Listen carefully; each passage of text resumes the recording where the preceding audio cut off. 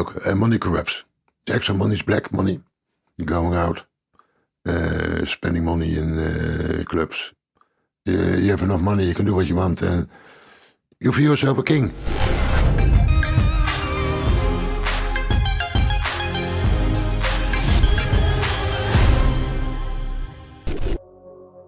This world, the underworld, has a different set of standards and morals. Sometimes it can get a little bit dodgy. I think that's the best way to describe it. I'm in the Netherlands, where Wouter Laumans, one of the top Dutch crime reporters, has been explaining in the last episode how the cocaine business made his country a very violent place for a time. In 2020, his contacts in the criminal underworld gave him a tip. It would lead him to break one of the darkest stories of his career. It's about a man called Roger P., better known by his nickname, Piet Costa. We don't know that much about him. He was a regular kind of guy. He was born in 1971. He's a guy who grew up in Rotterdam. And he's a fly-under-the-radar kind of guy, an average Joe. But that was a facade. He went to court for a few robberies in the past, and people in the criminal world say he was making speed, like amphetamines. But he wasn't like a big drug figure until in the noughties. That's when his star kind of grew. Roger P. eventually served jail time for armed robbery and assault in 2006, but he was released a few years later and began to travel regularly to Latin America. He settles in Costa Rica, where he's involved in pineapple trade, and that's how he got his nickname, Piet Costa, because he was in Costa Rica, and that's where he started sending large quantities of cocaine to the port of Rotterdam. Soon, Rotterdam would become one of the main gateways through which cocaine was smuggled into Europe. And Roger P.'s operation would expand into planned kidnappings, murder, and torture.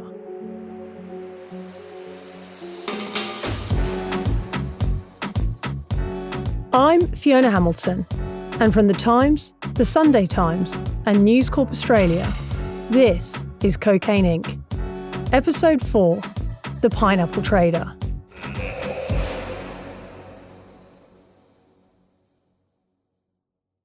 Okay, so far in this series, you've only heard from me at the start and the end of each episode. But it's time I properly introduce myself and tell you why I care about this investigation. I've been a reporter for more than 20 years, covering crime for more than half that time. I was actually born in England, but brought up in Australia, where I started out working on regional newspapers in beautiful coastal areas near Brisbane in Queensland. I made the move to the UK to try and get a job on Fleet Street, stay here for a few years. 15 years later, I'm still at The Times. One of the first big pieces I wrote for The Times was about a cocaine dealer in London. He spoke so casually about fighting over territory and his chances of getting what he called wetted up, which means knifed, in the process. This young lad, Michael, he once dreamt of being a firefighter, but now, aged 19, he wanted to make enough money to put him in the director's seat, as he called it. You know, being the top dog, running other kids dealing coke. I've reported on so many Michaels since then.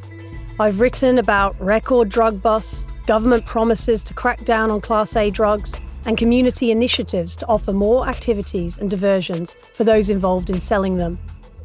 But it all feels like a bit of a broken record.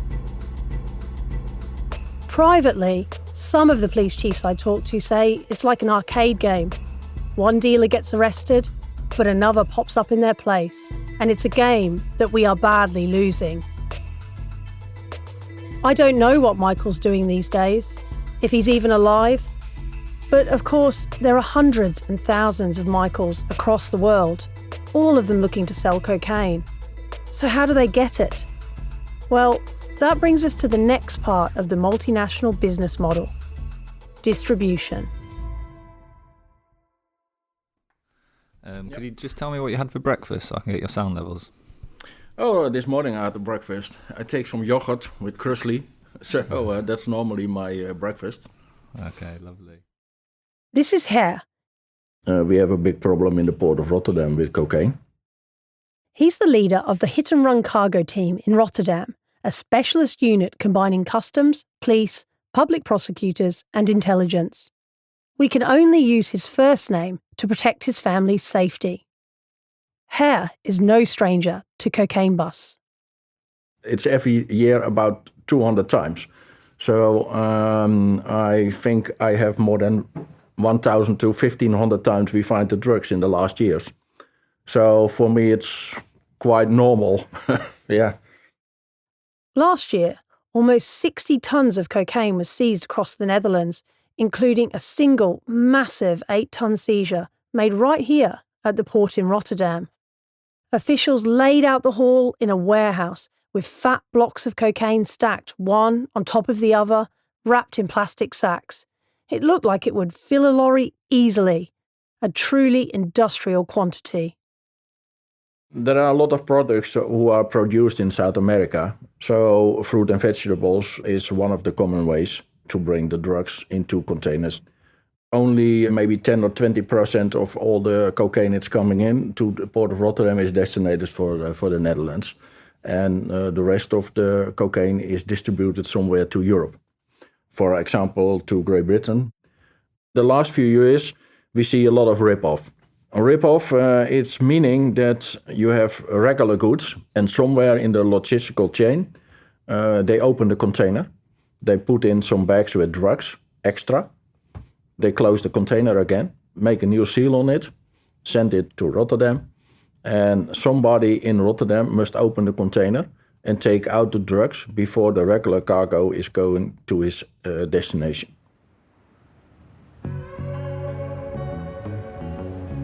To do that, the correct shipping container needs to be located by the drug gang among the thousands of containers moving through the port daily. Rotterdam is the biggest port in Europe. But imagine you're part of the cocaine smuggling operation. It's your job to find the shipping container with the drugs in it. Everywhere you look, there's towers of containers. So, how do you find that needle in a haystack? All the people are working somewhere in the port, so they need somebody from inside for have information.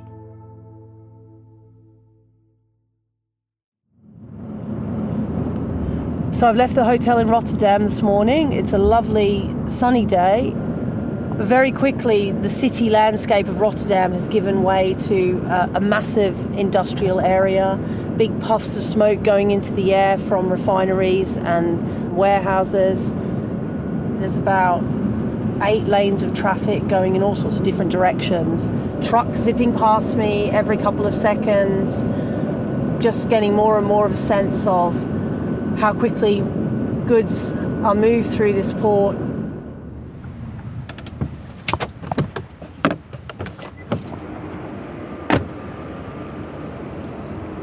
So I've just got out the car and I'm looking across a quite large canal to one of the terminals, but there's 4 or 5 of these terminals here leading all the way out to the North Sea.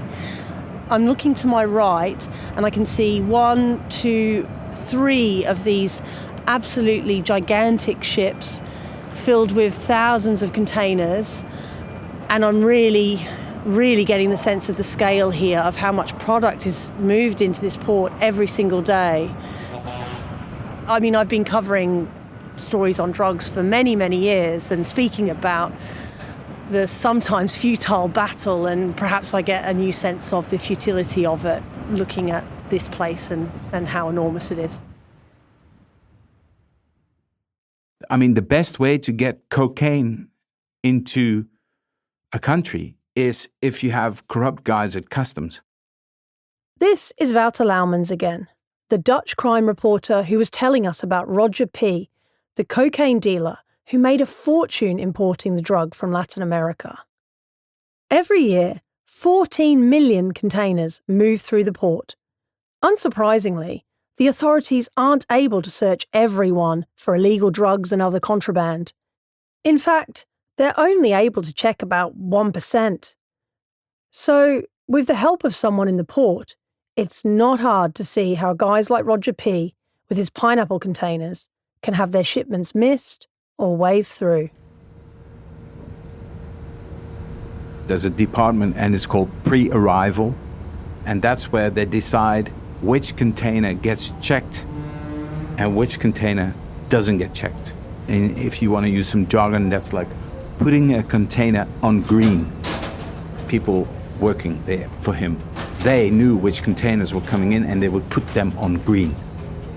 And that was like a lottery that you can't lose, because then you can just send containers full of drugs through customs because you know they're not going to be checked. Back in 2016, authorities managed to intercept 3.7 tons of cocaine, which they traced back to Roger P., also known by his nickname Pete Costa. In fact, Wouter uses the name interchangeably. What really matters here, though, is that 3.7 tons of cocaine is probably enough to fill a decent-sized truck from the floor to the ceiling. To smuggle an amount of cocaine that big, you have to be very sure of yourself, because that's a lot of money. So are you able to introduce yourself for the purposes of this podcast and tell me who you are? Yes, of course. I'm Kees. And we're not using your real name, we're giving you the pseudonym Kees. Yeah, correct. Are you able to say why that is? For my own safety. I'm in a hotel room in Rotterdam. Kees is an ex-harbour worker. He's hunched over. He seems a little nervous because he once helped smuggle cocaine through this very port. Now retired, Kees was 26 when he first started his transport company back in the 80s. Although they never worked together, I'm hoping that Kees can help me understand how someone like Roger P. could build up such a profitable operation.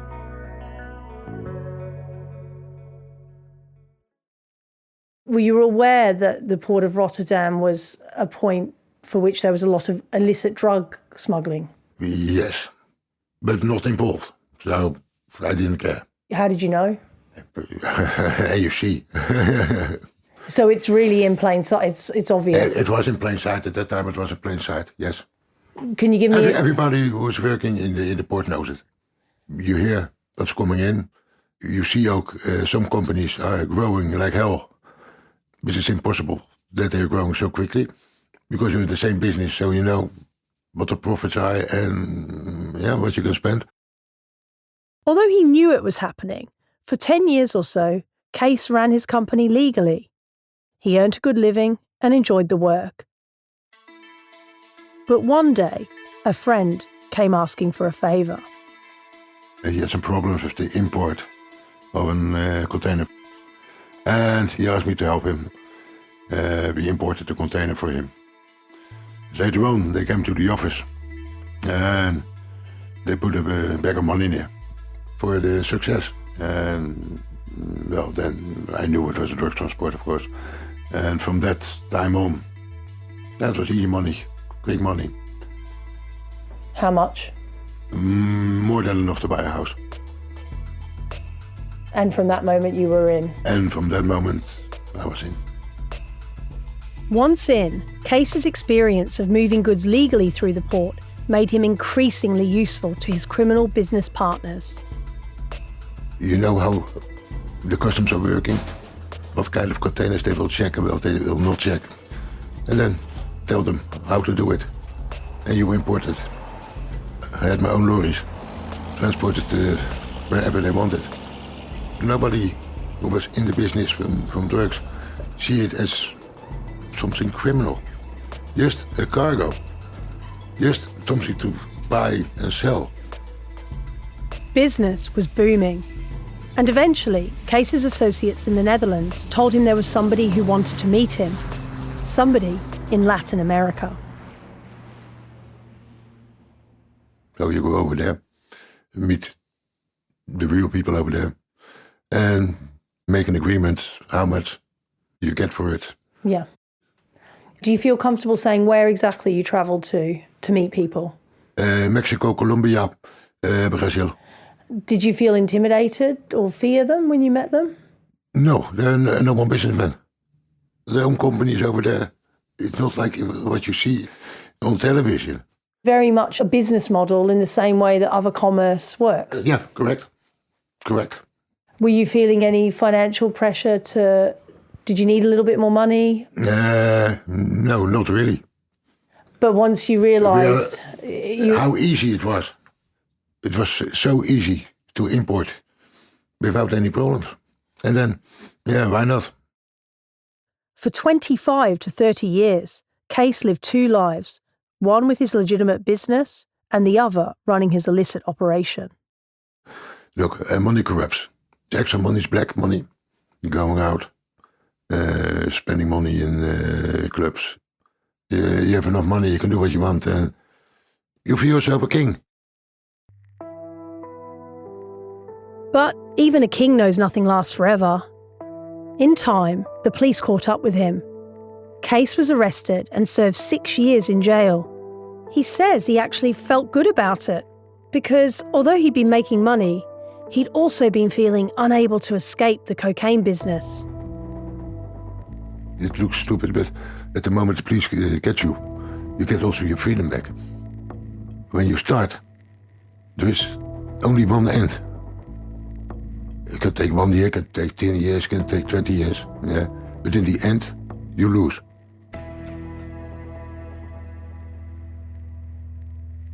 You see corruption everywhere. In the public partners, in the private partners, also by customs. That's not good, that's true. This is Her again, who leads a specialist unit tackling corruption in Rotterdam. But he's not just dealing with low-level corrupt workers like Kees. There's also corruption within the customs authority itself. I was on a department where one of the colleagues was corrupt. It's about 6-7 years ago. And this colleague gave information to a criminal organization about the containers we want to control and we want not to control. After an investigation, Her's colleague was exposed and ended up going down for between 8 and 10 years. I was angry because together with your team, you try to stop the drugs. And when there is one of your colleagues who is corrupt, and then you are looking also to the other colleagues, hey, what's happening over here? Are you trustworthy or are you also corrupt? So that's also very difficult. Speaking to Her, you can see how much this bothers him, how the cocaine trade even corrupts those in the top law enforcement teams, who he should be able to rely on. Now, Wouter Laumans, the crime reporter, says Roger P. had a lot of corrupt people on his payroll in his cocaine smuggling operation. He was working with all these guys, and some of them were responsible for stashing the cocaine. Others were protecting money stashes. Others were selling the cocaine. To have an operation like that, you have to be a clever manager as well. You can't just fuck about. You have to know what you're doing. In the underworld, he wasn't known as a very violent guy. I think he was smart enough to understand that violence breeds attention. And the thing you don't want is attention.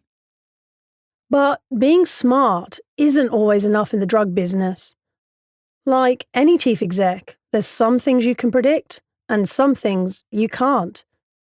Like workplace conflicts when two colleagues suddenly fall out. In around 2020, he gets in a massive conflict with somebody he used to work with. And he says, this guy, I made him a millionaire. He went to Dubai. He spent all his money and then he decided to steal money from me. That's what Roger P. says in intercepted messages. Roger P. says this guy stole money. That was about 100 million worth of real estate and other stuff. So Roger P. launches an investigation into this former colleague. He tells his employees to deal with it. But this is no ordinary HR disciplinary process. they kidnapped the guy.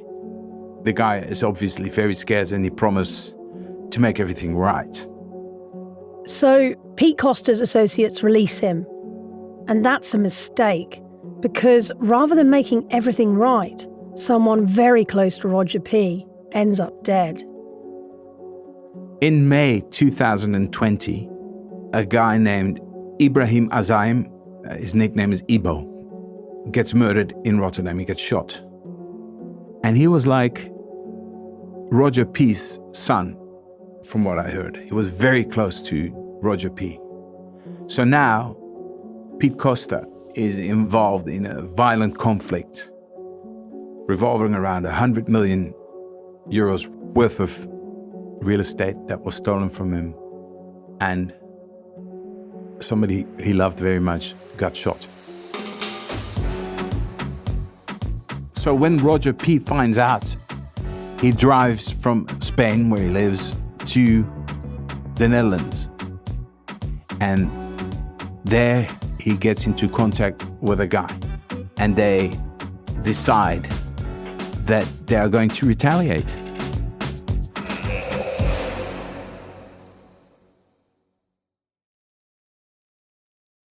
In the summer of 2020, I was working for a national newspaper. I was writing about organized crime together with a colleague of mine, Jan Meijers. We heard stories that Encro had fallen. Wouter's talking about EncroChat, a company that made sophisticated, encrypted devices, disguised though like ordinary phones. The user could access a secret messaging system. Set up in 2016, it soon became the way criminals communicated, across countries and between continents. They all basically thought it was impenetrable. But then, in early 2020, French and Dutch authorities began to hack the system. A gigantic cyber investigation led to 800 arrests across Europe. The encrypted communication in which criminals thought that they were free to speak was intercepted in a legal way by the French authorities. Communication cryptée, appelée EncroChat. So far, they've arrested 746 suspects, seized more than £54 million in cash, 2 tons of cocaine, 77 firearms and 55 luxury cars. So everywhere is like, oh, fuck. What if this guy talked about me, or what have I sent? So it wasn't like panic, but it was unrest. I was talking to this guy who was like a high up, somebody who knows what's what in the underworld. Because it's during the pandemic, Wouter has to go and meet his source outside. They end up in an industrial estate.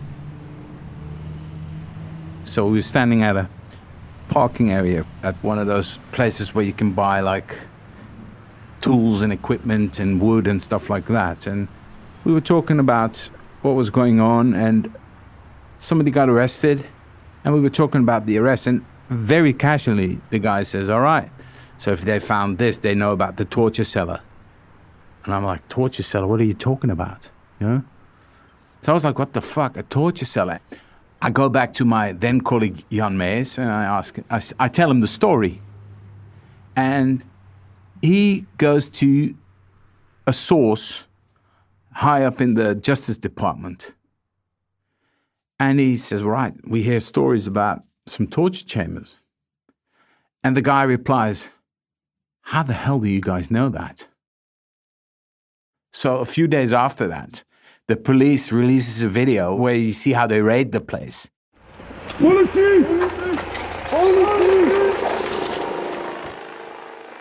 The video shows heavily armed police ram down the door to a brick building as a helicopter hovers overhead.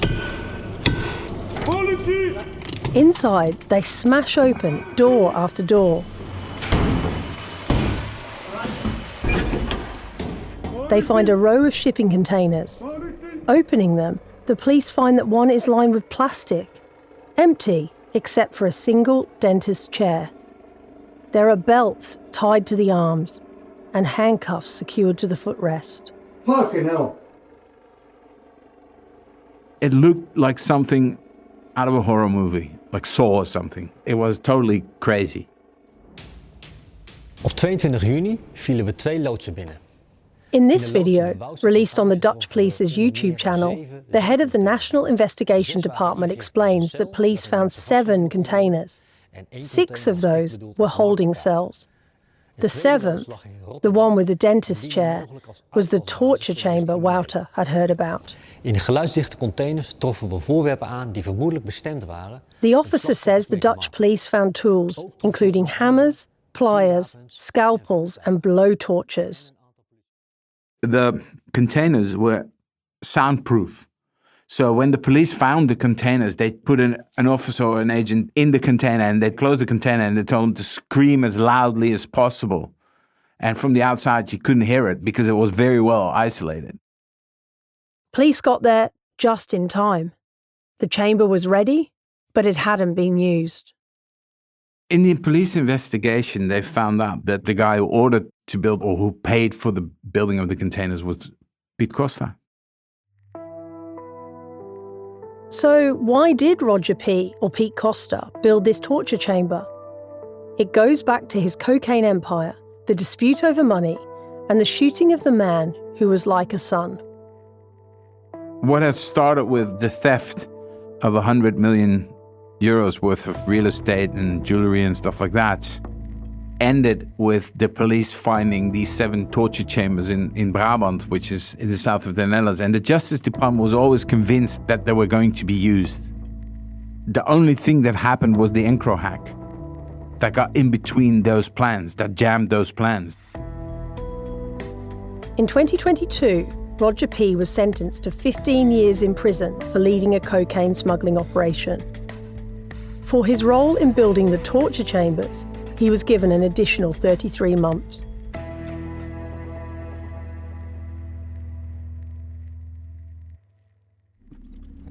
Yeah, ready? Yeah. I live in Wouwse Plantage for a few years, and I was one of the biggest criminals of Holland, and I had a nice time. This is Job Gotmers. He has long grey hair, piercing eyes, and he's a friendly chap who was once a European boxing champion. In his youth, Job was also one of the biggest drug gangsters in the whole of the Netherlands. These days, though, he's reformed. Handily, he also lives near to where Roger P. built his torture chamber, which is where we're driving to. I want to see the chambers for myself to get a better understanding of just how violent those people involved in the cocaine business have become. I'd met Job at his home, where something caught my eye. So I noticed, I saw the camera outside the house. Oh, yeah. Yeah. So is that, you have to be vigilant all the time? Yeah. What's the big worry now? That they kill me.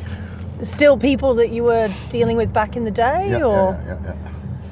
And, We continue to drive through the countryside in the region of Brabant on the Dutch-Belgian border. I believe Brabant is one of the most criminal place of Holland. Only in Brabant were 20 liquidations in the drugs world. And over what time period? 1 year. 20 hits? Yeah. Gosh. By liquidation, Job means a hit or assassination. And looking outside the car window, it's hard to imagine all those killings. It just seems so peaceful and idyllic. The country roads are lined with fields and pockets of forest, and we pass large farmhouses and barns. At one point, Job slows down.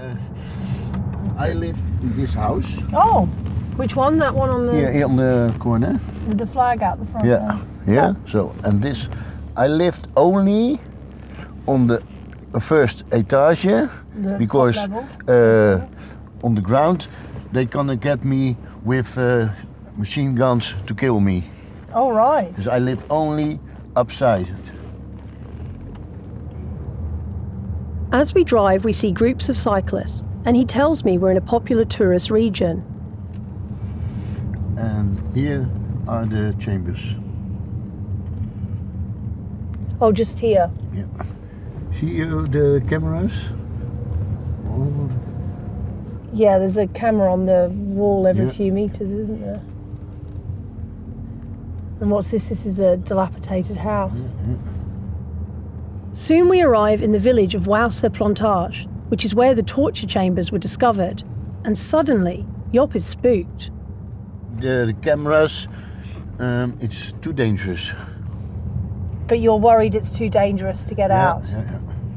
Are you worried about my safety? Also, of course. You are my guest. I don't know who the owner is, but it's more possible that he knows me than that I knows him. Sure. Because I must look out a little bit for my safety. Okay. And your safety. Thank you very much. The fact that Job, a big tough ex-gangster, is unwilling to go any further, even after the Dutch police raided this property in 2020, suggests just how powerful criminal organisations remain in this part of the Netherlands. But as a journalist, I'm curious. I want to have a look.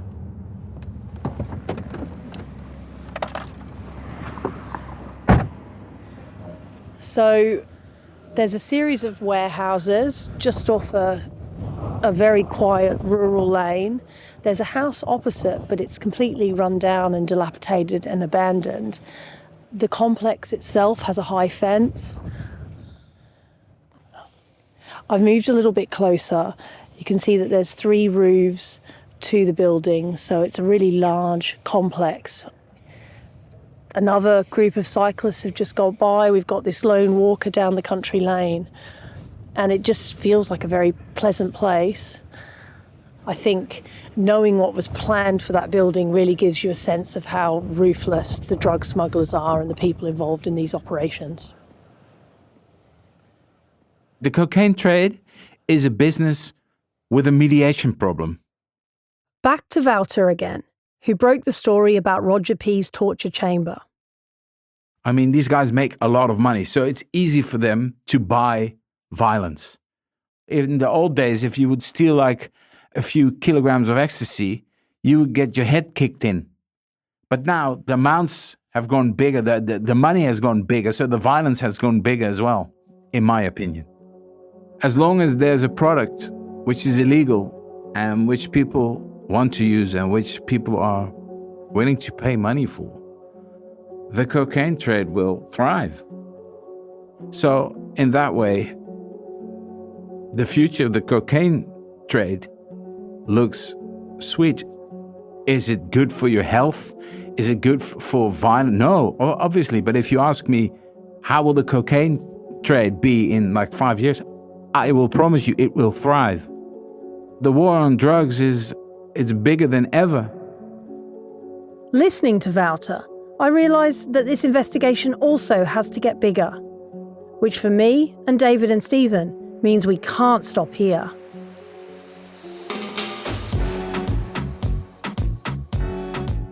It's crazy. Everything's just a blur. You know, one day someone's window's done, or your mate gets arrested. There's something different every single day. That's next time on Cocaine Inc., when we leave the Netherlands and follow the cocaine trail to where it's sold on the streets of the UK.